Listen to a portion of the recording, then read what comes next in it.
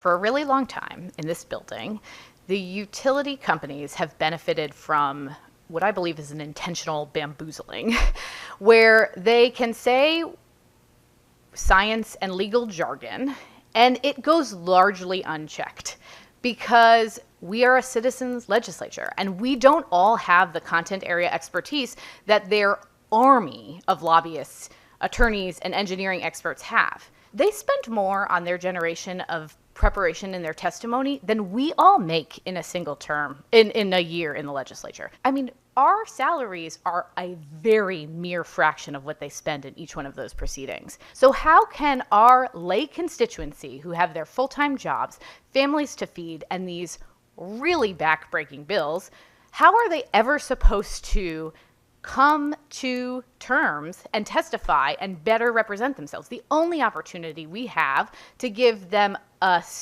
chance at a David and Goliath comeback is that we give OCC the ability to support it, and we give them engineering expertise, we give them legal expertise. They have a lot of wonderful legal expertise available to them, but we also give PURA and the Siting Council the ability to consult experts, because the thing is, the utility companies have a huge amount of in-house expertise, but they are consulting whoever they need to make the best case available in everything that they're going for. I am at my fundamental wit's end with the lack of civility in the way that the utility companies are engaging in these rate cases. Anytime you consider regulating one body, you have to consider the transmission organizations, the utility companies, and the generators, because we often forget them in the way we regulate, and we have to consider very carefully how they can communicate with their captive audiences. And I believe that all communications by all three of these organizations should be subject to FOIA.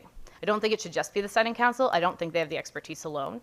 I think PURA needs to be involved in that decision-making process, and I think the town needs a final say, the fire marshal and the building inspector. And so I'm wondering if you'd be amenable to looking into really creating metrics for that program and every other program that we're spending for. What we really need is accountability for, if we're going to have a program, that program is doing exactly what it's supposed to do. We want accountability and transparency across all of these programs. I hope that we can all continue to work bipartisanly moving forward in trying to find ways that we can create the best benefit for our ratepayers. There's this alarming sort of number in the back about the annual spending on research, $3.7 million.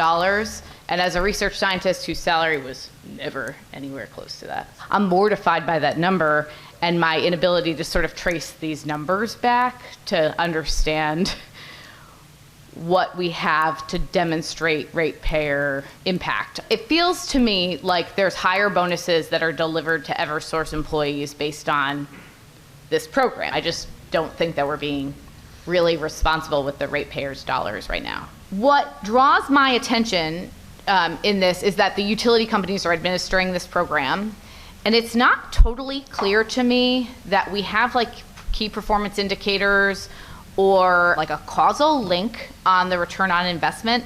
Theoretically, the CLMM programs are supposed to create like either $2 to $5 ROI for dollars spent. And what my specific policy proposal had been is like, let's not have the utility companies run it. Have a nonprofit, have the green bank run the program, have someone who's not going to profit off of investment, and then tie the money spent to the realized return on investment. Are we collecting enough performance indicators to know that it's effective? And is the utility company the most effective administrator of that program? And is there a better way for us to do that so that $200 million goes further, or we could save some? Is it running with the efficiencies, returning the investment it's meant to be?